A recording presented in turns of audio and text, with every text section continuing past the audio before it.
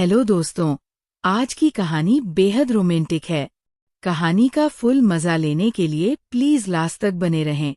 मुझे अब रमाकांत जी के इरादे साफ नजर आ रहे थे। ये डील सिर्फ एक बहाना थी।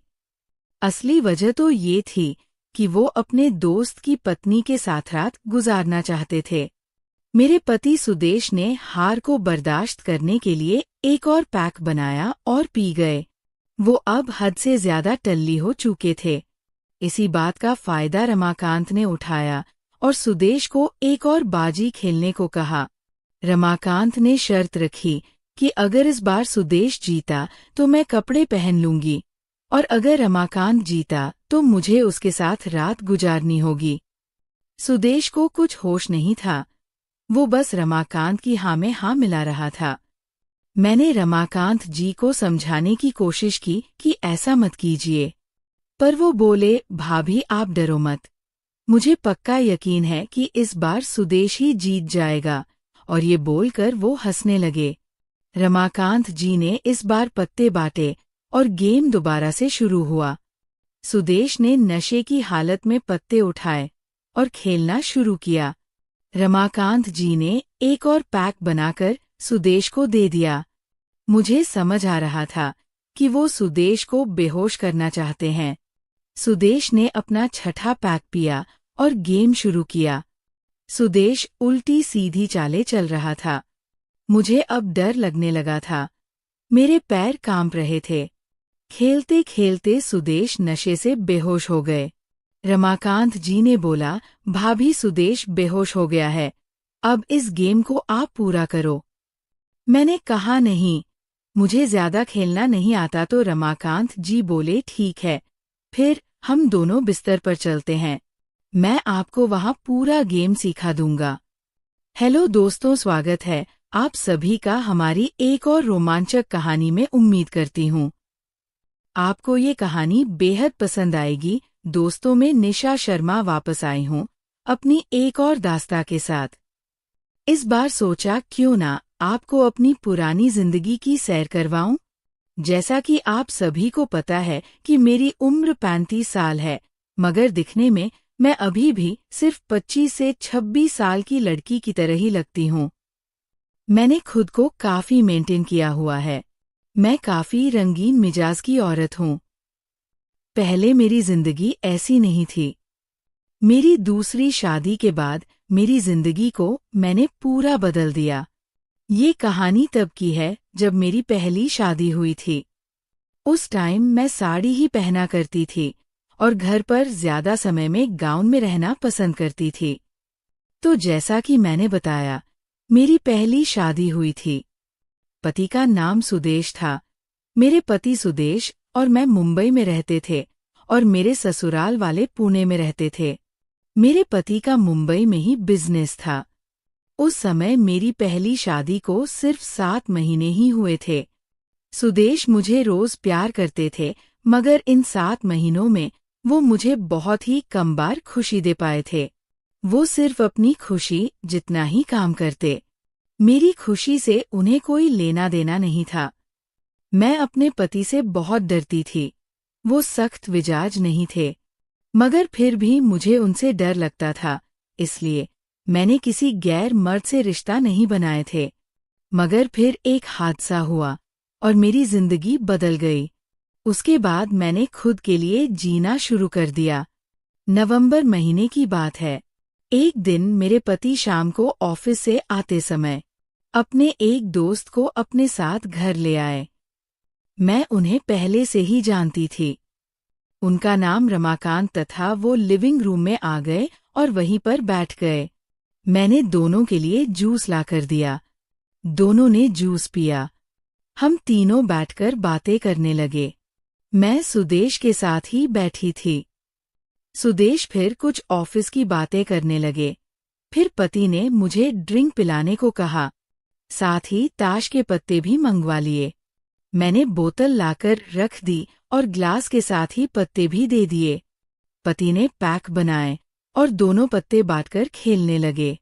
वो दोनों बिजनेस की बात भी कर रहे थे। सुदेश बोले, या रमाकांत, वो जो हमारी नई डील होने वाली है, जिसमें हम दोनों टेंडर भरना चाह रहे हैं। मैं चाहता हूँ कि तू वो टेंडर ना भरे। वो डील मैं करना चाहता हूँ। तेरे सिवा कोई और उस डील को नहीं कर पाएगा, इसलिए तू उस डील से हट जा। रमाकांत बोला, ऐसा कैसे हो सकता है? मेरी भी कंपनी है, मुझे भी काम चाहिए। सुदेश फिर कुछ नहीं बोले और गेम चलता रहा। फिर कुछ देर बाद रमाकांत बोले, सुदेश सुन, हम शर्त लगाते हैं। अगर तू जीत गया तो मैं टेंडर नहीं भरूंगा, लेकिन अगर तू हार गया तो भाभी को अपनी साड़ी उतारनी पड़ेगी। ये बात बोलकर रमाकांत जी हंसने लगे। मैं इस बात से एकदम शॉक्ड हो गई थी कि ये क्या बोल रहे हैं। सुदेश भी साथ में हंसने लगे। गेम बराबर चलता रहा। कुछ देर बाद सुदेश बोले, ठीक है, मैं तैयार हूँ। मैंने सुदेश को एक तरफ बुलाकर समझाया कि मैं ये नहीं कर पाऊंगी। वो बोले, ऐसा कुछ भी नहीं होगा, मैं उसे जीतने ही नहीं दूंगा। सुदेश और रमाकांत जी का पहला राउंड शुरू हुआ। सुदेश ने पत्ते बांटे और देखते ही देखते खेल शुरू हो गया। मैं उस वक्त बहुत घबराई हुई थी, क्योंकि यहाँ मेरी इज्जत दांव पर लग चुकी थी। कुछ देर तक तो वो गेम ऐसे ही चलता रहा। मैं सुदेश के साथ वाले सोफे पर ही बैठी हुई थी और खेलते खेलते वो बारिश सुदेश ने जीत ली। मेरी सांस में सांस आई और मुझे लगा कि चलो मैं बच गई। सुदेश बोले, शुभांगी, मैंने बोला था ना, मैं ऐसा कुछ नहीं होने दूंगा। तुम्हें मुझ पर विश्वास नहीं था। अरे मैं इस खेल का पुराना खिलाड़ी हूँ। ये बात सुनकर रमाकांत जी बोले, अच्छा ऐसी बात है तो ठीक है, एक बारी और खेलते हैं।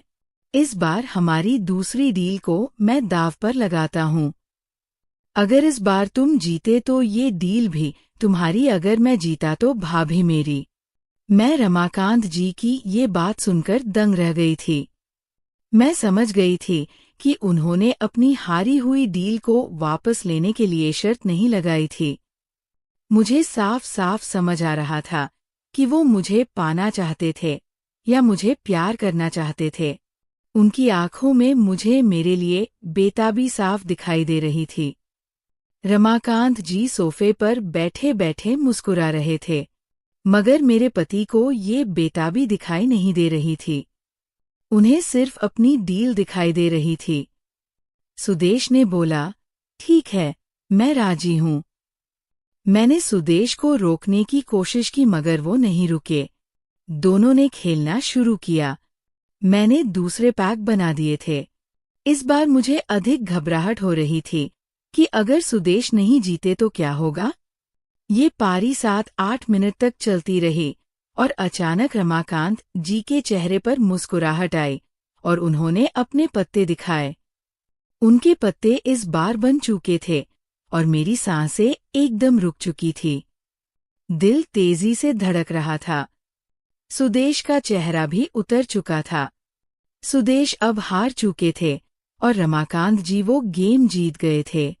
मुझे अब पता चल गया था कि अब क्या होगा। रमाकांत जी ने मेरी तरफ एक मुस्कान से देखा और बोले, भाभी आप अपना काम शुरू करें। मैं सुदेश को ही देख रही थी और सोच रही थी कि क्या किया जाए। सुदेश ने अपनी आंखों से इशारा किया कि कर दो। मैं बहुत हिम्मत करके खड़ी हो गई। सुदेश और रमाकांत जी मेरे सामने बैठे हुए थे। रमाकांत जी के प्यार भरी आंखें फटी जा रही थीं। तभी मुझे ध्यान आया कि मैंने एक चीज तो पहनी ही नहीं है, इसलिए मैं अपने बेडरूम में ऊपर जाने लगी। तभी मुझे रमाकांत जी ने रोका और पूछा, भाभी जान आप कहाँ जा रही हो? पहले काम तो पूरा कर लो। मैंने कहा, मैं 2 मिनट में आ रही हूँ। फिर सुदेश ने मुझे रोका और पूछा, क्या हुआ, ऊपर क्यों जा रही हो? मैंने धीरे से उनके कान में बोला, मैंने अंदर के कपड़े पहनने भूल गई हूँ, इसलिए ऊपर जा रही हूँ रूम में पहनने के लिए। सुदेश बोले, ठीक है, तुम जाओ। मैं रूम में ऊपर आ गई। थोड़ी देर बाद मैं वापस नीचे आ रही थी और मुझे बहुत शर्म भी आ रही थी कि मुझे मेरे पति की वजह से ये सब करना पड़ेगा, वो भी एक गैर मर्द के सामने। फिर मैं नीचे आ गई। रमाकांत जी और सुदेश नीचे सोफे पर ही बैठे थे। मैं नीचे आ चुकी थी। सुदेश ने मुझे आंखों से इशारा करते हुए पूछा, पहन लिया क्या? मैंने भी आंखों में इशारा करके बता दिया, हाँ पहन लिया। रमाकांत जी हमें ही देख रहे थे और बोले, क्या इशारेबाजी हो रही है आप दोनों के बीच में?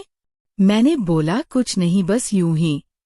रमाकांत जी बोले, ठीक है भाभी, आप अपना काम शुरू करो। रमाकांत जी मुझे ही देख रहे थे। मैंने अपनी दोनों आंखें नीचे झुका रखी थी। रमाकांत जी ने बोला, भाभी हमारे लिए पैक बनाइए। मैंने फिर से दोनों को पैक बनाकर दिए और दोनों ने अपना तीसरा पैक खत्म किया। रमाकांत जी सुदेश से बोले, यार मुझे अच्छा नहीं लग रहा कि भाभी ऐसे हमारे सामने इस हालत में खड़ी है। मैं चाहता हूं कि वो अपनी साड़ी दोबारा पहन ले, मगर इसके लिए तुम्हें खेलना होगा। अगर तुम जीत गए तो भाभी कपड़े पहन सकती हैं, और अगर तुम हार गए तो? सुदेश इस वक्त काफी नशे में हो चुका था। उनको बिल्कुल भी होश नहीं था। उनकी जुबान लड़खड़ा रही थी, आंखें भारी हो चुकी थीं, गर्दन नीचे झुक चुकी थी। उनकी वो उसके लिए भी मान गए। मुझे बहुत गुस्सा आया। वो मुझे पराये मर्द के सामने बेइज्जत करने पर तुले हुए थे। खुद का होश नहीं था उन्हें, इसलिए अब एक पैग मैंने खुद भी पी लिया ताकि इस बेइज्जती को मैं सहन कर सकूं। सुदेश ने फिर से पत्ते बांटे और गेम शुरू हो गया। दोनों ने अपने अपने पत्ते उठाए और खेलना शुरू कर दिया। गेम चलता रहा और 1000 मिनट गेम चलने के बाद दोबारा से रमाकांत जी के पत्ते बन गए। वो बोले, फिर से मैं जीत गया। ये सुनकर मेरी सांसें ठंडी पड़ गई। रमाकांत जी हंसने लगे और बोले, भाभी अब दर्शन करवा भी दो। हमारी शादी को अभी सिर्फ 7 महीने ही हुए थे, इसलिए मैंने अपने दोनों हाथों में शादी का चूड़ा पहना हुआ था और मैंने गले में मंगलसूत्र पहना हुआ था। मुझे अब रमाकांत जी के इरादे साफ नजर आ रहे थे। ये डील सिर्फ एक बहाना थी। असली वजह तो ये थी कि वो दोस्त की पत्नी को प्यार करना चाहते थे।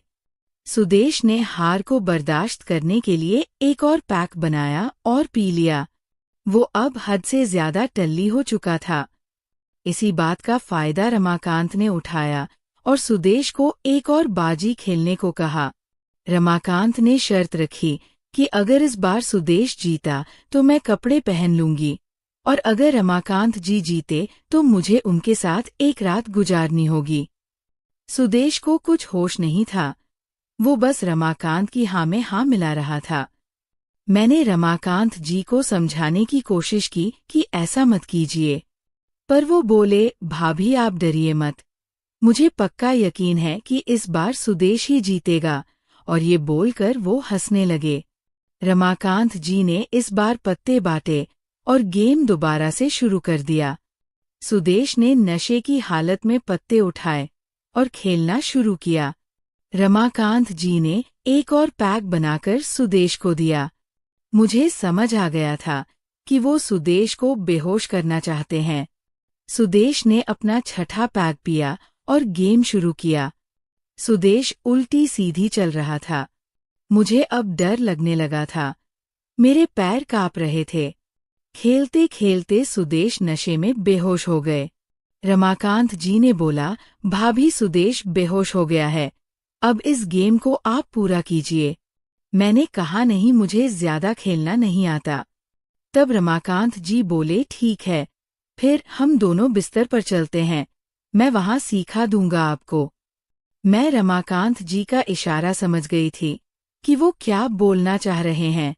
मैंने सुदेश से पत्ते दिए और उसी हालत में सोफे पर बैठ गई और अपनी बची खुची इज्जत बचाने के लिए उस गेम को खेलने लगी।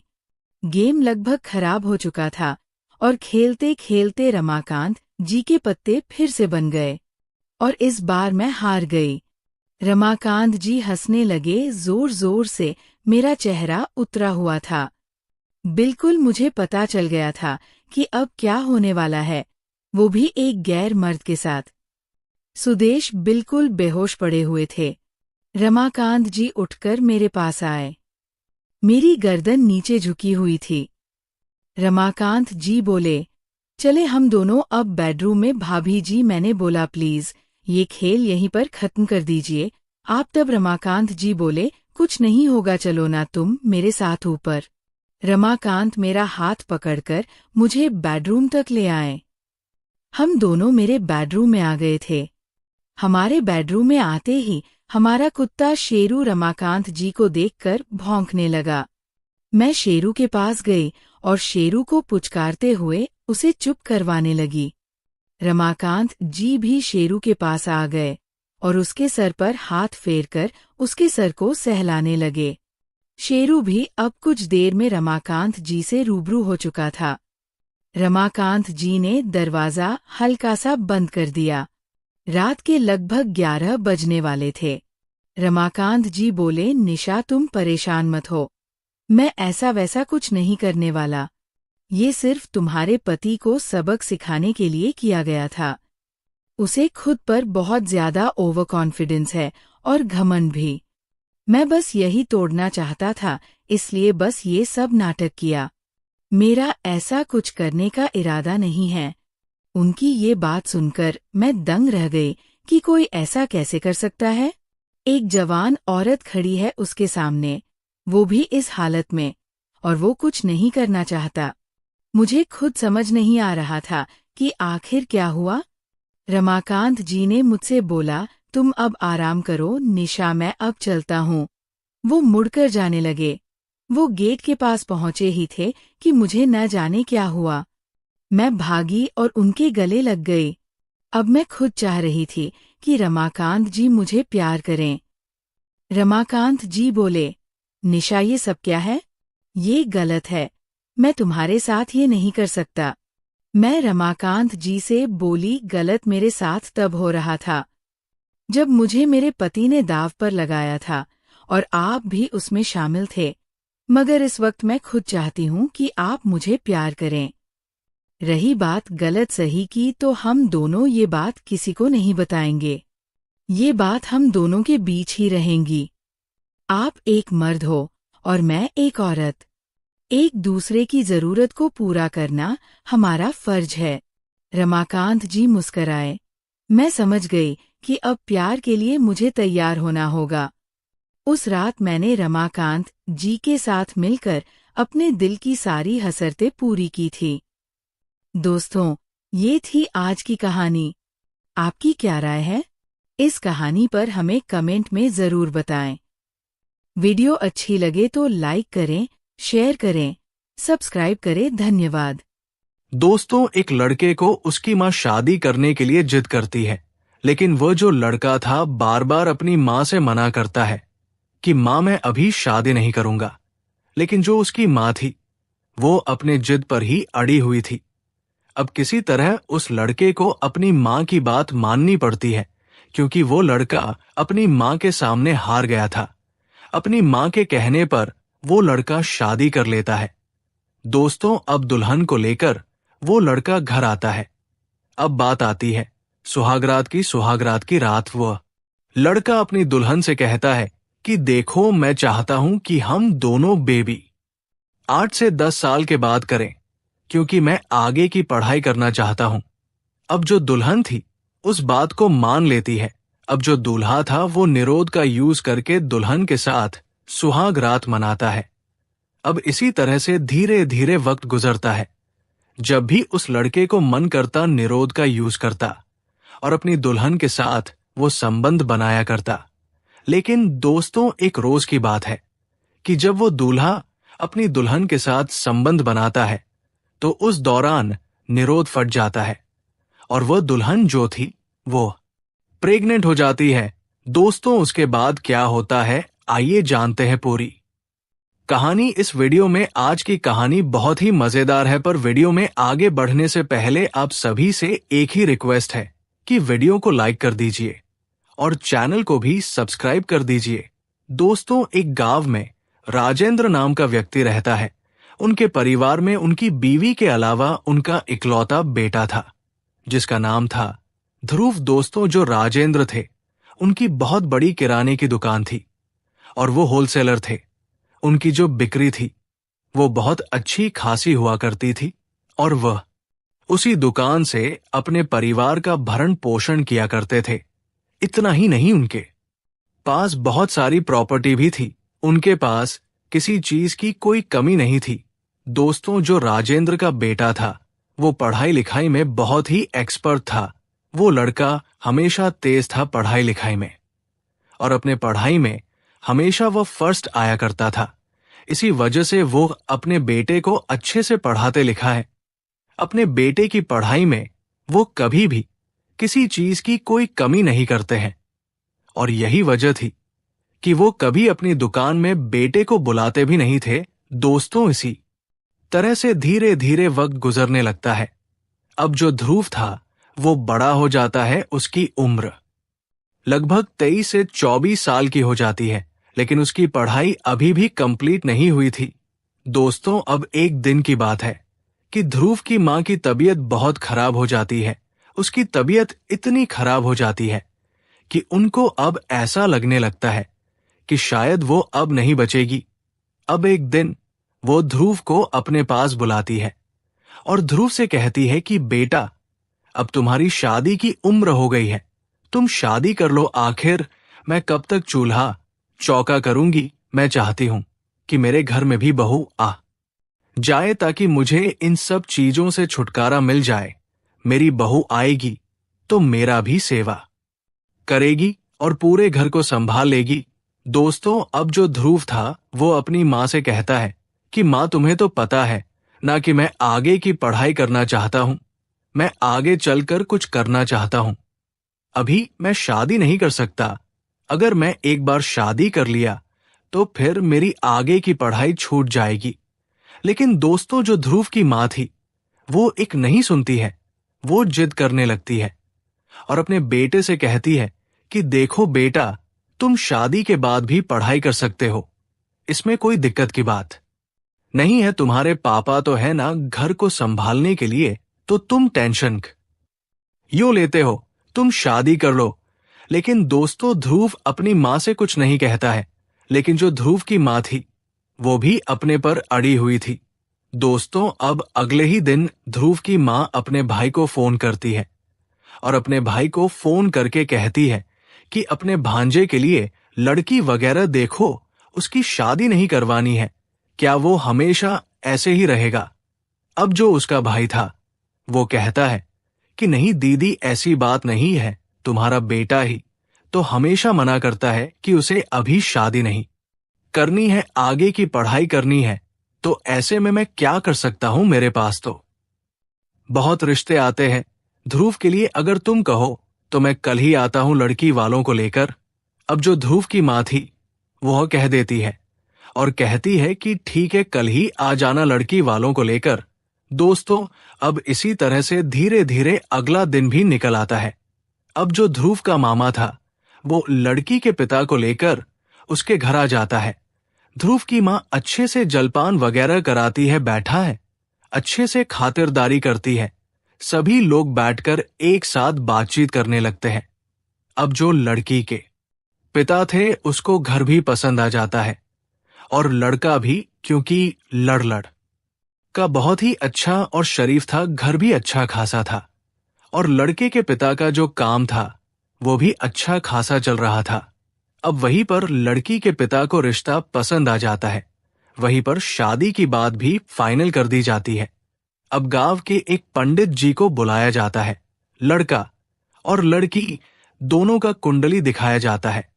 उसी हिसाब से दोनों की शादी की तारीख भी रख दी जाती है। दोस्तों, अब इसी तरह से धीरे धीरे वक्त गुजरने लगता है। उधर लड़की वाले भी अपनी तैयारियों में लगे हुए थे। इधर जो लड़के वाले थे वो लोग भी शादी की तैयारियों में लगे हुए थे। ध्रुव की मां बहुत खुश थी क्योंकि बहू आने की खुशी उन्हें कुछ ज्यादा ही थी। दोस्तों, इसी तरह से धीरे धीरे वक्त गुजरता है और शादी वाला दिन भी आ जाता है। दोस्तों, जब शादी वाला दिन आता है तो उस दिन ध्रुव के पिता बड़े ही धूमधाम से अपने बेटे का बारात निकालते हैं। 100 से ज्यादा बारातियों को बुलाते हैं और बड़े ही धूमधाम से बैंड बाजे के साथ वो बारात लेकर जाते हैं। दोस्तों, उधर जो लड़की वाले थे वो लोग भी अच्छे से इंतजाम करके रखे हुए थे दूल्हे के लिए, और जितने भी बाराती थे सभी के लिए जैसे ही दूल्हा वहां पर पहुंचता है सभी की जमकर खातिरदारी होती है। सभी को अच्छे से चाय नाश्ता कराया जाता है। उसके बाद शादी होती है। शादी होने के बाद ध्रुव अपनी दुल्हन को विदा करके अपने घर ले आता है। अब इसी तरह से धीरे धीरे शाम का वक्त हो जाता है। दुल्हन अपने कमरे में बैठी अपने दूल्हे का इंतजार कर रही थी। दोस्तों, इधर जो दुल्हन की सास थी यानी कि ध्रुव की मां, वो अपनी बहू के आने से बहुत खुश थी और सभी रिश्तेदारों में वो बता रही थी कि अब मेरी बहू आ गई है, मुझे कुछ नहीं करना पड़ेगा, ना ही चूल्हा चौका करना पड़ेगा, ना ही कपड़ा वगैरह धोना पड़ेगा, ना ही घर की साफ सफाई करनी पड़ेगी, क्योंकि अब मेरी बहू आ गई है, वही सारा चीज करेगी और मेरा सेवा भी वो अच्छे से करेगी। इस वजह से भी उसकी सास बहुत खुश थी। दोस्तों, अब इसी तरह से रात गुजरता है। रात के लगभग 11 बजे के करीब अब जो ध्रुव था वो अपनी दुल्हन के पास जाता है। उसके कमरे में जब वो जाता है तो जो दुल्हन थी वो मुस्कुराती है और बड़े ही प्यार से उसको अपने पास बैठाती है। अब जो ध्रुव था वह भी अपनी दुल्हन को अच्छे से देखता है। उसके बाद जो ध्रुव था अपनी दुल्हन से कहता है कि देखो, मैं ये शादी अपनी मर्जी से नहीं किया हूं, दरअसल मेरी मां की मर्जी थी कि मैं शादी कर लूं। और ध्रुव कहता है कि मैं आगे की पढ़ाई करना चाहता हूं, क्योंकि मैं चाहता हूं कि पढ़ लिख कर कुछ बनूं। इस वजह से भी मेरी शादी करने की मर्जी नहीं थी। लेकिन देखो, जब मेरी शादी हो ही गई है तो तुम्हें खुश रखना भी मेरा फर्ज बनता है। अब मैं चाहता हूं कि देखो, आज से 8 से 10 साल तक हम दोनों के बीच में कोई बेबी नहीं होगा, क्योंकि अगर बेबी हो गया तो फिर मेरे ऊपर बहुत जिम्मेदारी आ जाएगी। इसलिए मैं चाहता हूं कि 8 से 10 साल के बाद ही हम दोनों बेबी का लान करे। दोस्तों, इस बात को सुनकर जो दुल्हन थी वो बहुत खुश होती है और अपने पति से कहती है कि आपकी जैसी मर्जी आप वैसा कीजिए, मुझे कोई ऐतराज नहीं है। और जो दूल्हा था वो कहता है कि ठीक है, आज मैं तुम्हारे साथ सुहाग रात तो मनाऊंगा, लेकिन मैं निरोध का उपयोग करूंगा। अब जो दुल्हन थी वो भी राजी हो जाती है। दोस्तों, जो ध्रुव की दुल्हन थी उसका नाम था अनामिका। अब उस रात अनामिका और ध्रुव एक दूसरे के साथ संबंध बनाते हैं। अब इसी तरह से धीरे धीरे वक्त गुजरने लगता है। जब भी ध्रुव का मन करता अपनी दुल्हन के साथ यानी कि अनामिका के साथ संबंध बनाता, लेकिन वो हमेशा निरोध का उपयोग किया करता था। दोस्तों, अब इसी तरह से धीरे धीरे वक्त गुजरता है। इस बीच अनामिका कई बार अपने मायके भी जाती है घूमने के लिए। अपने मायके में वह 1 हफ्ता रहती, उसके बाद फिर अपने पति को फोन करती और अपने ससुराल आ जाया करती थी। दोस्तों, इस तरह से 6 साल का वक्त कैसे गुजर जाता है अनामिका को पता ही नहीं चलता है।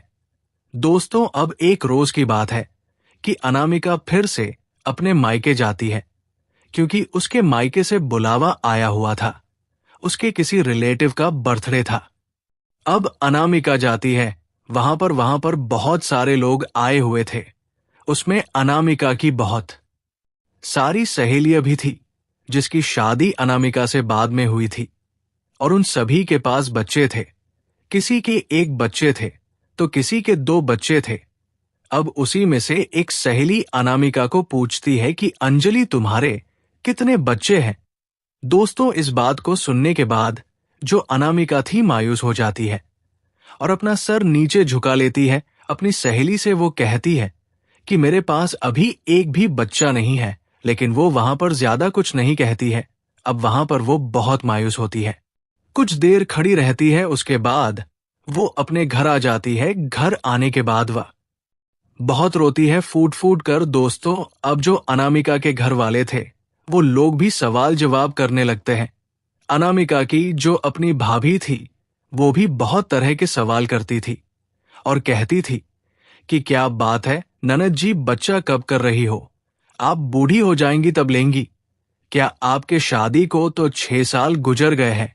दोस्तों, उतना ही नहीं जो अनामिका की माँ थी, वो भी उसे बहुत सुनाया करती थी।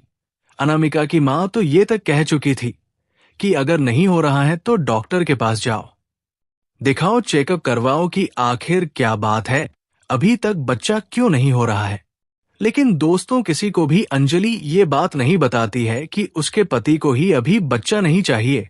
दोस्तों, इसी तरह से कुछ दिन तो अनामिका रहती है, पर उसके बाद वो फिर से अपने ससुराल चली जाती है और अपने ससुराल में इसी तरह से जिंदगी गुजारने लगती है। दोस्तों, अब एक दिन दोपहर के वक्त अनामिका खाना वगैरह खाकर अपने आंगन में बैठी हुई थी। अब उसी दौरान बगल का एक बच्चा आ जाता है खेलते हुए उसके आंगन में। अब जो अनामिका थी उस बच्चा को देखने के बाद उसको गोद ले लेती है और उसके साथ प्यार करने लगती है। लेकिन दोस्तों, थोड़ी ही देर के बाद उस बच्चे की मां वहां पर आ जाती है और अनामिका के गोद से बच्चा छीन लेती है। उसके बाद अनामिका को बहुत खड़ी खोटी सुनाती है और कहती है कि तुम्हारी हिम्मत कैसे हुई मेरी बच्ची को गोद लेने की, और बहुत खड़ी खोटी सुनाकर वहां से अपने बच्चे को लेकर वो चली जाती है। दोस्तों, उस दिन भी अनामिका बहुत रोती है, चली जाती है, अपने कमरे में फूट फूट कर रोने लगती है।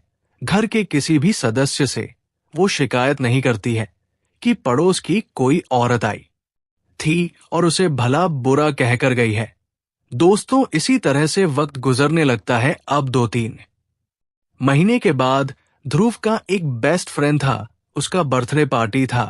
अब वो ध्रुव को इनवाइट करता है, कहता है कि रात को घर पे आ जाना, पार्टी रखी है। दोस्तों, अब उस रात ध्रुव चला जाता है अपने दोस्त के घर में पार्टी को अटेंड करने के लिए। पूरी रात नाच गाना करता है, अपने दोस्त के साथ खाता पीता है, शराब भी पीता है। दोस्तों, उस दिन ध्रुव इतना ज्यादा पी लेता है कि उसको चलने का भी होश नहीं था। दोस्तों, अब उस रात आधी रात को ध्रुव लड़खड़ाते हुए अपने घर आता है और सीधे अपने कमरे में चला जाता है। जब वो अपने कमरे में जाता है तो वह देखता है कि उसकी बीवी जागी हुई है। अब ध्रुव अपनी बीवी के बगल में जाकर लेट जाता है और उसके साथ प्यार करने लगता है। लेकिन जब अनामिका देखती है कि उसका पति होश में नहीं है, उसी वक्त का फायदा उठाकर अनामिका निरोध को थोड़ा सा फाड़ देती है। उसके बाद उसके और उसके पति के बीच में संबंध बन जाते हैं। दोस्तों, अब इसी तरह से धीरे धीरे सुबह का वक्त होता है, सभी अपने काम में बिजी हो जाते हैं। दोस्तों, इस तरह से लगभग 15 से 20 दिन का वक्त गुजर जाता है। अब एक दिन अनामिका को पता चलता है कि वो मां बनने वाली है, क्योंकि उसको उसी तरह के फीलिंगलेस तरह के उसको वोमिटिंग वगैरह होने लगी थी। अब अनामिका को पूरा पता चल जाता है, क्योंकि वो टेस्ट वगैरह पहले ही कर लेती है। लेकिन दोस्तों, ये बात अंजलि अपने ससुराल में किसी से नहीं कहती है, ना ही अपने पति से कहती है और ना ही अपनी सास से कहती है। अब एक दिन अनामिका अपनी सास से कहती है कि मुझे मायके जाना है, मां की बहुत याद आ रही है। दोस्तों, अब जो अनामिका की सास थी वो अनामिका से कहती है कि ठीक है बेटा, तुम चली जाओ। दोस्तों, अब जो अनामिका थी अपना सारा सामान वगैरह पैक करती है और अपने मायके चली जाती है। मायके जाने के बाद वो अपने मायके में सभी को ये बात बताती है तो उसके मायके वाले बहुत खुश होते हैं। दोस्तों, अब इसी तरह से धीरे धीरे 9 महीने का वक्त कैसे गुजरता है पता ही नहीं चलता है और एक ही दिन अनामिका एक बेटी को जन्म देती है। दोस्तों, बेटी के जन्म से अनामिका के माँ बाप बहुत खुश होते हैं।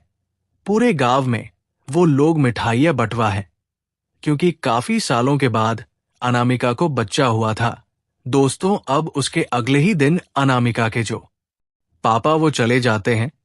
अनामिका के ससुराल जाने के बाद उसके साथ ससुर को ये खुशखबरी देते हैं। उसके साथ ससुर भी बहुत खुश होते हैं। उसके साथ ससुर भी मिठाइयां मंगवाते हैं और पूरे गांव में मिठाइयां बंटवा है। और इतना ही नहीं, ढोल बाजा भी वो लोग बजवा है। दोस्तों, जब ध्रुव अपने घर आता है तो ढोल बाजा देखकर वो एकदम से दंग रह जाता है। अपनी माँ से पूछता है कि माँ, ये सब क्या हो रहा है। अब जो ध्रुव की माँ थी वो कहती है कि बेटा, तुम बाप बन गए हो और हम दोनों दादा दादी बन गए हैं। दोस्तों, इस बात को सुनने के बाद ध्रुव के तो पैरों तले जमीन ही खिसक जाती है। दोस्तों, अब जो ध्रुव था अपनी माँ से कहता है कि माँ, ये कैसे हो सकता है, ये बच्चा मेरा नहीं हो सकता। और ये बात अगर सच है तो वो बच्चा मेरा नहीं है, बल्कि मेरी बीवी किसी और के साथ गलत संबंध बनाई होगी। दोस्तों, इस बात को सुनने के बाद ध्रुव की माँ ध्रुव को बहुत डांट है और कहती है कि बेटा, ये तुम क्या कह रहे हो, वो तुम्हारा ही बच्चा है, तुम्हारी बीवी है, आखिर तुम ऐसा कैसे कह सकते हो। लेकिन दोस्तों, जो ध्रुव था इस बात को मानने को तैयार ही नहीं था, क्योंकि ध्रुव को हमेशा ऐसा ही लगता था कि जब भी वो अपनी बीवी के साथ संबंध बनाया है वो निरोध का ही उपयोग किया है। दोस्तों, अब जो ध्रुव था अपनी बीवी से तलाक लेने का सोच लेता है, क्योंकि ध्रुव बहुत ही गुस्से में था। अब अगले ही दिन वह चला जाता है कोर्ट में और तलाक के लिए अपील कर देता है। दोस्तों, जब ये बात अनामिका और उसके माँ बाप सुनते हैं तो वो लोग भी परेशान हो जाते हैं। अब जो अनामिका के माता पिता थे वो जाते हैं बेटी के ससुराल और अपने दामाद को समझाते हैं, बुझाते हैं। लेकिन दोस्तों, जो ध्रुव था वो मानने को तैयार ही नहीं था। अनामिका के माँ बाप से भी वो यही कहता है कि ये बच्चा मेरा नहीं है। आपकी बेटी किसके साथ संबंध बनाई है, आप उसी से पूछिए। दोस्तों, इस बात को सुनने के बाद अनामिका के माता पिता को भी बहुत बुरा लगता है, लेकिन वो अपने दामाद से ज्यादा बहस नहीं करते हैं।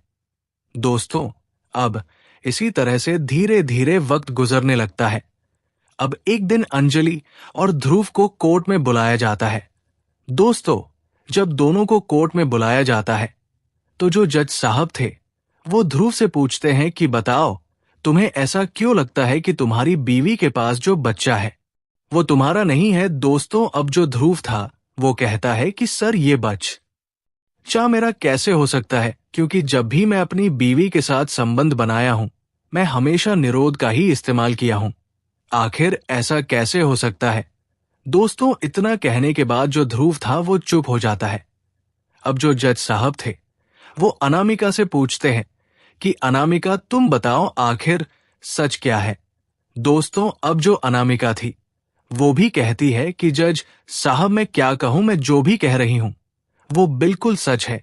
अगर आपको भी यकीन नहीं है तो आप डीएनए टेस्ट करवाइए। दोस्तों, अब जो जज साहब थे डीएनए टेस्ट का आदेश देते हैं और उसके बाद जज साहब अगली तारीख दे देते हैं। दोस्तों, अब इसी तरह से धीरे धीरे वक्त गुजरता है, अगली तारीख भी आ जाती है। अगली तारीख में दोनों परिवार वाले कोर्ट में पहुंचते हैं।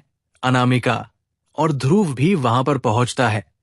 दोस्तों, अब जो जज साहब थे डीएनए टेस्ट को देखने के बाद वहीं पर जज साहब फैसला सुनाते हैं और कहते हैं कि ये जो बच्चा है अनामिका के पास वो ध्रुव का ही है। दोस्तों, अब जज साहब का फैसला सुनने के बाद ध्रुव भी दंग रह जाता है। ध्रुव उसी वक्त जज साहब से कहता है कि जज साहब, ये कैसे हो सकता है, ये मेरा बच्चा हो ही नहीं सकता, क्योंकि मेरी बीवी के साथ ऐसा कुछ हुआ ही नहीं अभी तक। दोस्तों, अब जो अनामिका थी वो अपने पति से कहती है कि हकीकत तो तुम्हें भी पता नहीं है कि हम दोनों के बीच में ये सब कुछ कैसे हुआ, क्योंकि हम दोनों के बीच जो कुछ भी होता था वो निरोध यूज करने के बाद ही होता था।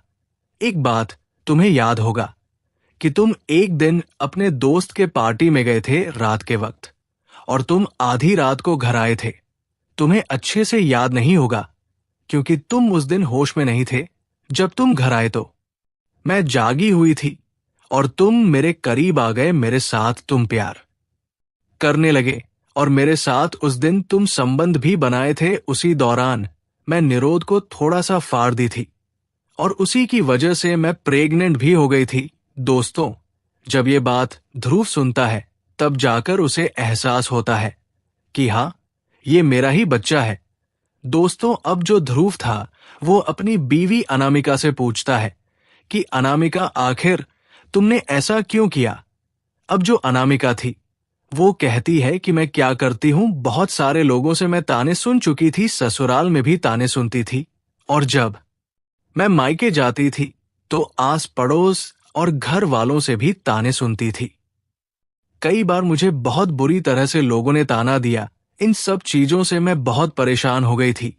इस वजह से मैंने ऐसा किया। दोस्तों, इन सब बातों को सुनने के बाद अब जो ध्रुव था, उसे यकीन हो जाता है कि उसकी बीवी के पास जो बच्चा है वो उसका ही है। दोस्तों, अब जो ध्रुव था, जज साहब से कहता है कि जज साहब, मुझे अपनी बीवी से तलाक नहीं चाहिए। मैं अपनी बीवी और बच्चे के साथ आगे की जिंदगी गुजारना चाहता हूं। दोस्तों, अब वहीं से उन दोनों का मामला खत्म हो जाता है। ध्रुव अपनी बीवी बच्चे को लेता है और घर चला जाता है अपने आगे की जिंदगी अच्छे से गुजारने लगता है। तो दोस्तों, ये रही पूरी कहानी आप लोग के सामने।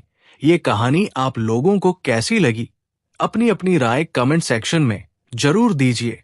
दोस्तों, इस कहानी को सुनाने का मकसद किसी के भी भावनाओं को ठेस पहुंचाना नहीं है, बल्कि मेरा मकसद आप लोगों का मनोरंजन करना है। दोस्तों, मिलते हैं फिर एक नई कहानी के साथ। तब तक के लिए बाय बाय। जब मैं जालीदार नाइटी पहनकर छत पर गई तो मौसा जी की आंखें खुली की खुली रह गई। मौसा जी बोले, कविता, आज तो तुम कयामत लग रही हो। फिर मौसा जी ने मुझे अपने पास बैठने का इशारा किया तो मैं उनके पास बैठ गई। मौसा जी मुझसे पूछने लगे, क्या कॉलेज में तुम्हारा कोई बॉयफ्रेंड है? मैंने कहा, नहीं मौसा जी, मेरा कोई बॉयफ्रेंड नहीं है।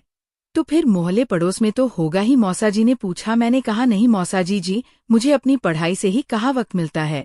मौसा जी बोले, कविता, अब तो तुम जवान हो गई हो, इस उम्र में भी तुम्हारा कोई बॉयफ्रेंड नहीं है? आखिर तुम कौन सी दुनिया में जी रही हो? इस उम्र में आकर तो लड़कियां बॉयफ्रेंड को कपड़ों की तरह बदलती है, और तुम हो कि अभी भी पुराने जमाने वाली जिंदगी जी रही हो। इस पर मैं थोड़ा शर्मा गई और खामोश रही। फिर मौसा जी मेरे हाथों को अपने हाथ में लेकर बोले, क्या कभी तुम्हारा मन नहीं करता किसी मर्द के साथ वक्त गुजारने के लिए? मैंने कहा, मौसा जी, अभी तक ऐसा कोई मिला ही नहीं है।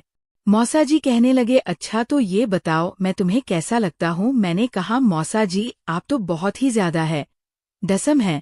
इस पर मौसा जी बोले, अच्छा तो ये बताओ मेरे साथ बात करना तुम्हें कैसा लगता है? मैंने कहा, मौसा जी, बहुत अच्छा लगता है।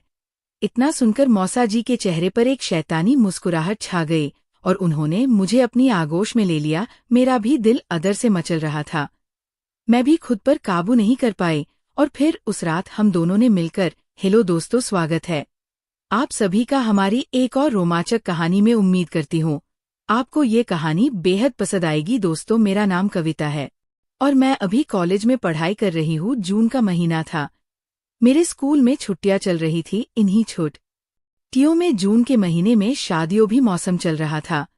एक शादी मेरे घर में भी थी, जिसमें मेरे घर के सभी लोगों को जाना जरूरी था। मेरे घर के सभी लोग जाने के लिए भी तैयार थे, लेकिन सबसे बड़ी समस्या ये थी कि घर में कौन रुकेगा और घर की देखभाल कौन करेगा, क्योंकि मेरे गांव में इस समय चोरी बहुत हो रही थी। इसी एक हफ्ते में 2-3 घरों में चोरियां हुई थी और घर बंद करके शादी में जाने पर घर में चोरी होने का भी डर बना रहता है, इसलिए सभी का साथ जाना भी संभव नहीं हो पा रहा था। मेरे पापा के सबसे अच्छे दोस्त के बेटे की शादी थी, इसलिए मम्मी पापा का जाना भी जरूरी था। अगर मम्मी पापा नहीं जाते तो मेरे पापा के दोस्त गुस्सा हो जाते, इसलिए उनको भी जाना था। इसलिए सबने मिलकर फैसला किया कि मैं घर पर ही रहूंगी। मैं भी अकल के यहाँ शादी में जाना चाहती थी, लेकिन फिर घर पर कौन रुकेगा, बस यही सोचकर मैं ना गई और मैं घर पर ही रुक गई। लेकिन पापा मुझे घर पर भी अकेला छोड़कर कैसे जा सकते थे, क्योंकि मैं लड़की थी। अगर कोई चोर आ भी जाए तो मैं अकेली लड़की क्या कर पाऊंगी? पापा ने ये सब सोचा और फिर पापा ने अपने सबसे खास और भरोसेमंद आदमी को कॉल की और कहने लगे, यार मुकेश, एक काम है। 2-3 दिनों के लिए हम एक शादी में जा रहे हैं और घर में मेरी बेटी अकेली है और घर में एक लड़की का अकेले रहना सही नहीं लगता। तो अगर तुम्हें कोई परेशानी ना हो तो क्या तुम कुछ दिनों के लिए मेरे यहाँ रुक सकते हो? मुकेश मेरे मौसा थे। वह कहने लगे, इसमें परेशानी वाली कौन सी बात है? जैसे मैं यहाँ से अपनी जॉब के लिए जाता हूँ वैसे ही वहाँ से चला जाया करूँगा। वैसे भी मैं सिर्फ रात में ही घर पर आता हूँ, तो रात में मैं तुम्हारे घर पर सो जाया करूँगा मौसा ने हमारी मदद करने के लिए, और मैं अकेली ना रहूँ इसलिए। मौसा रात में हमारे घर पर सोने के लिए तैयार हो गई और पापा से कहने लगे आप चिंता ना करें, मैं हूँ तो कोई परेशानी की बात नहीं होगी। मौसा जी की शादी 4 साल पहले हो चुकी थी। मेरी मौसी के साथ वो दिल्ली के रहने वाले थे। दिन में पापा और मम्मी नहा धोकर जाने के लिए तैयार हो गए और शाम को निकल गए। उसके बाद शाम को जब मौसा जी आ रहे थे तब उन्होंने मेरे पास कॉल की और पूछने लगे क्या खाओगी। मैंने कहा मौसा जी थोड़ा पनीर की सब्जी लेकर आना, क्योंकि मुझे पनीर की सब्जी बहुत ज्यादा पसंद थी। मैंने रोटी और चावल बना लिए थे। शाम को जब मौसा जी आए तो वो अपने साथ पनीर की सब्जी भी लेकर आए थे। मौसा जी वहां से आने के बाद बहुत ज्यादा थक गए थे और कहने लगे कविता तुम खाना लगा दो, मैं हाथ मुंह धोकर आ रहा हूँ। इससे पहले भी 2-3 बार मौसा जी हमारे घर पर आ चुके थे, तो हम लोग थोड़ा फ्रेंडली भी थे। मौसा जी और मेरा रिश्ता एक जीजा साली की तरह था। मौसा जी ने अपना बैग साइड में रख दिया और हाथ मुंह धोने के लिए चले गए। तब तक मैंने खाना लगा दिया। मौसा जी हाथ मुंह धोकर आए और हमने साथ बैठकर खाना खाया और बातें करने लगे। मौसा जी मुझसे कहने लगे कविता तुम अब पहले से भी ज्यादा और भी खूबसूरत हो गई हो। तुम्हें देखकर तो मुझे मेरे कॉलेज के दिन याद आ गए जब मेरी गर्लफ्रेंड थी। मेरी भी गर्लफ्रेंड बहुत ज्यादा खूबसूरत थी। मेरे क्लास के सारे लड़के उस पर मरते थे, लेकिन वो मुझ पर फिदा थी। मौसा जी की बातें सुनकर मैं हंसने लगी और कहने लगी मौसा जी आप तो अभी भी बहुत है, दसम हो आपकी तो अभी भी गर्लफ्रेंड होगी। मौसा जी कहने लगे नहीं यार कविता, जब से मेरी शादी हुई है मैं तो एक को ही नहीं झेल पा रहा हूँ। और मौसा जी इतना कहकर मुस्कुराने लगे। उनकी बातें सुनकर मैं भी हंसने लगी। मैं मौसा जी से कहने लगी मौसा जी दूध पियोगे। मौसा जी मेरी ओर देखने लगे और कहने लगे हाँ अगर है तो ले आओ थोड़ा सा। मैं किचन में जाकर दूध ले आई और मौसा जी को दे दिया। मौसा जी ने दूध पिया और कहने लगे कविता दूध कितना मीठा है, और मजाक करने लगे। मैंने मौसा जी से कहा मौसा जी आप तो रोज घर पर दूध पीते होगे। मौसा जी मेरी बात समझ गए और हंसने लगे और हम लोगों ने साथ मिलकर खाना खाया। खाना खाने के बाद मौसा जी फोन लेकर चलाने लगे और मैं किचन में जाकर काम करने लगी। सारा काम खत्म करने के बाद हम लोग रात को 12 बजे तक बैठकर इधर उधर की बातें करने लगे। मौसा जी इतने अच्छे थे कि बात करते टाइम का पता ही नहीं चला। उसके बाद मैं अपने कमरे में जाकर सो गई और मौसा जी अपने कमरे में सो गए। सुबह मैं जल्दी उठकर मौसा जी के लिए नाश्ता बनाने लगी, लेकिन मैंने देखा कि मौसा जी अभी भी नहीं उठे थे। मैं मौसा जी को आवाज देने लगी और कहने लगी मौसा जी आपको देर हो रही है, उठ जाइए। लेकिन शायद आज देर रात में सोने के कारण मौसा जी गहरी नींद में सो रहे थे। उन्होंने मेरी आवाज सुनी ही नहीं थी। मैं मौसा जी के कमरे में गई और मौसा जी को जगाने लगी। फिर मैं मौसा जी के ऊपर से कबल खींचा तो अचानक मेरी नजर ऐसी जगह गई जिसे देखकर मैं शर्मिंदा हो गई। मैं थोड़ी देर तक ऐसे ही मौसा जी को देखती रही और मेरे मन में लड्डू फूटने लगे थे। तभी मौसा जी की आंखें खुल गई और मौसा जी ने कहा अरे कविता। मैंने मौसा जी की तरफ देखते हुए कहा मौसा जी उठ जाइए, आज आपको लेट हो जाएगा। मौसा जी ने फोन उठाकर देखा और कहने लगे अरे बाप रे, आज तो बहुत ज्यादा टाइम हो गया। मैंने मौसा जी से कहा आप जल्दी से नहा लीजिए, आपका नाश्ता रेडी है।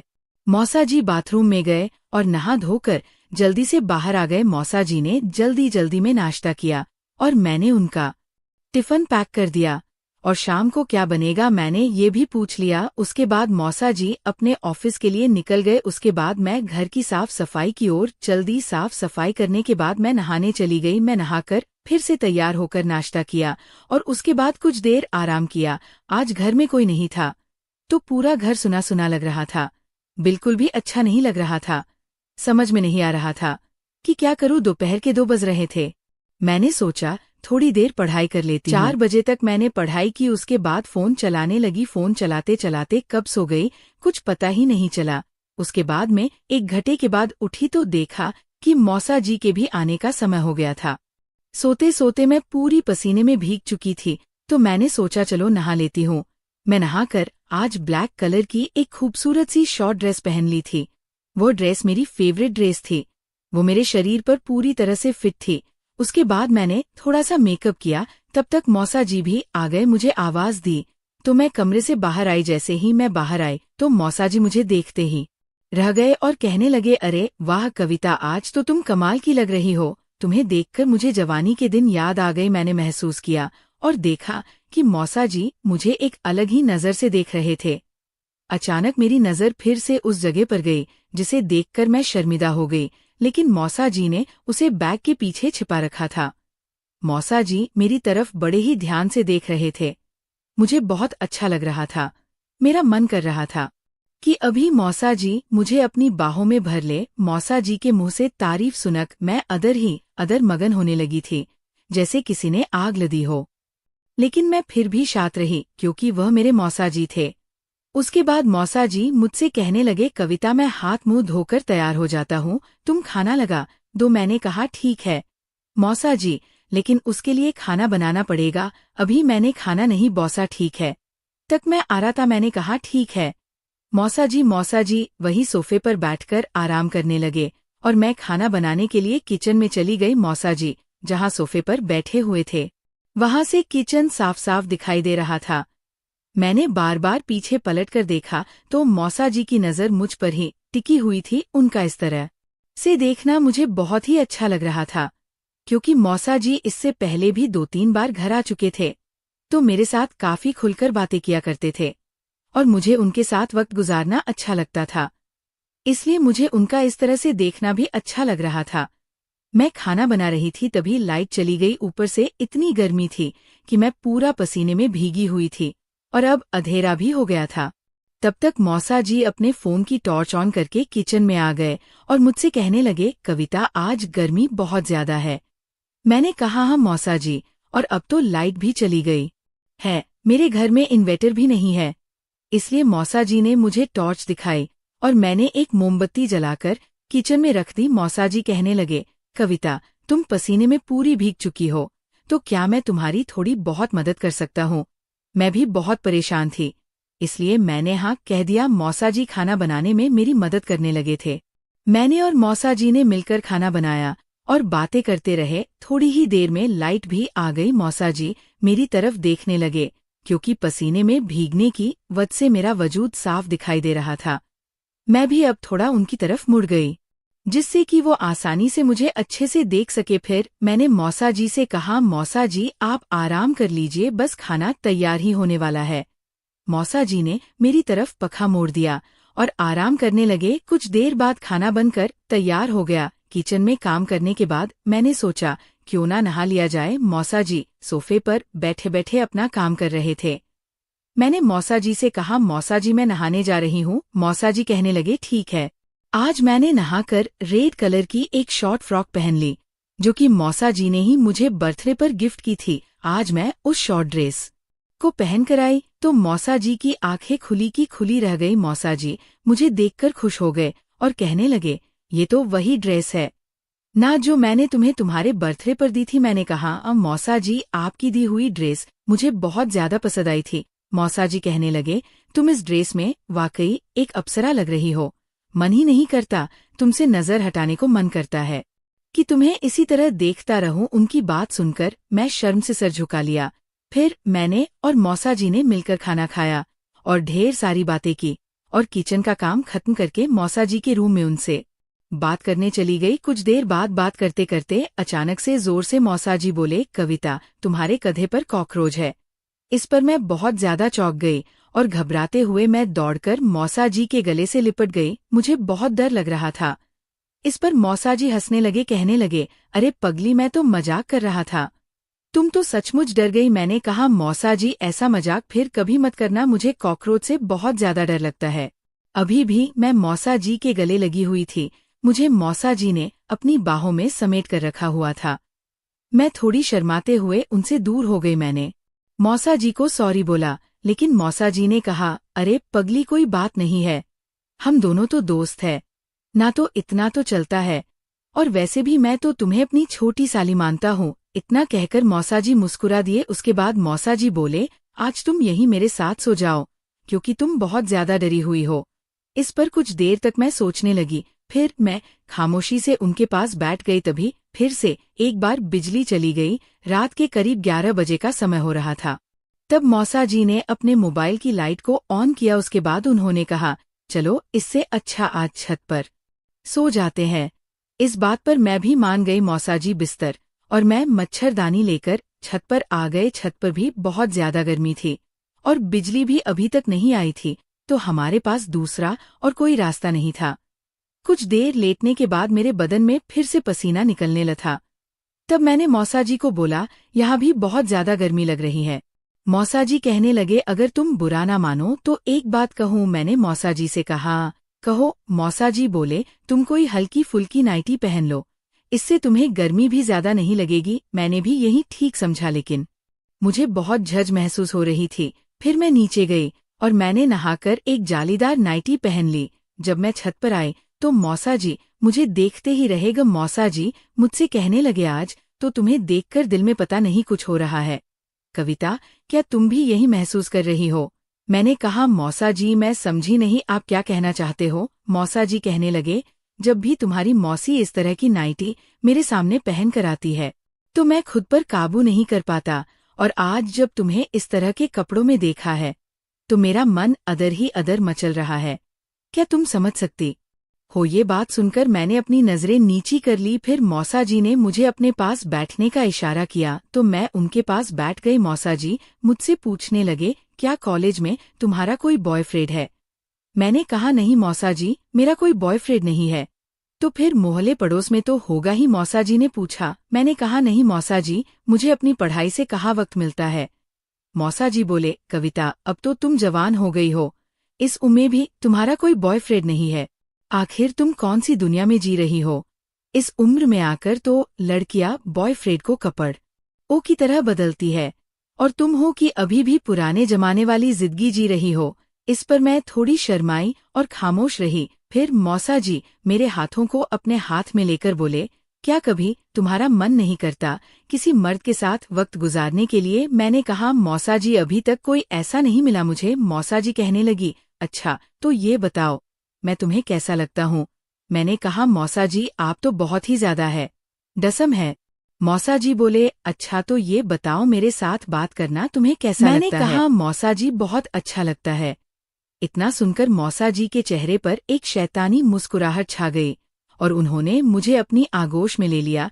मेरा भी दिल अदर से मचल रहा था, मैं भी खुद पर काबू नहीं कर पा रही थी। मैंने भी कोई विरोध नहीं किया। मौसा जी की बाहों में मैं खुद को महफूज महसूस कर रही थी। फिर मौसा जी ने कहा, कविता क्या मैं तुम्हारे साथ कुछ वक्त गुजार सकता हूँ? देखो, अगर तुम रजामंदी दोगी तभी ये सब मुनासिब होगा। अगर तुम्हारी मर्जी इसमें शामिल नहीं है तो कोई जबरदस्ती नहीं है। मैं तो सिर्फ इतना चाहता हूँ कि तुम अपनी जवानी के वो दिन जियो जो हर लड़की आज के टाइम में जीना चाहती है।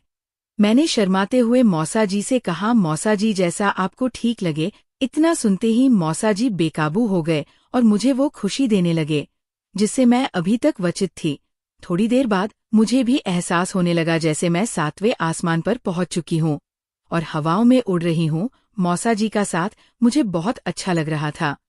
कुछ ही देर में हम दोनों अपनी मंजिल तक पहुंच चुके थे। थोड़ी देर तक हम ऐसे ही लेटे रहे। मौसा जी मुझे अपने कॉलेज के किस्से सुनाते रहे और उस रात हम दोनों ऐसे ही बातें करते करते सो गई। अगले दिन जब सुबह मैं उठी तो मैं शर्म से मौसा जी से नजरें नहीं मिला पा रही थी। मौसा जी ने मुझे फिर से गले लगाया और कहने लगे, देखो कविता, कोई जबरदस्ती नहीं है। हम दोनों के बीच में जो भी कुछ हुआ वो हमारी रजामंदी से हुआ है। अगर तुम आगे भी मेरा साथ वक्त गुजारना चाहो तो तुम मुझे बुला सकती हो या फिर मुझे बता सकती हो। उसके बाद तो ये सिलसिला शुरू ही हो चुका था। धीरे धीरे वक्त गुजरता चला गया और मौसा जी के साथ मेरा रिश्ता आगे बढ़ता रहा। इसी तरह 1 साल गुजर गया। फिर एक दिन मम्मी को मुझ पर शक होने लगा। मम्मी ने मुझे अपने पास बिठाया और पूछने लगी, कविता ये सब क्या चल रहा है, जरा बताओ तो मुझे। मैंने अपनी माँ से कहा, मम्मी जी ऐसा तो कुछ भी नहीं है, आपको गलतफहमी हो रही है। मम्मी ने कहा, ठीक है, मैं तुम्हारी बात पर यकीन कर लेती हूँ, लेकिन अगर मुझे बाद में पता चला तो फिर देख लेना। वैसे तुम अब जवान हो गई हो तो मुझे लगता है तुम्हारी शादी कर देनी चाहिए।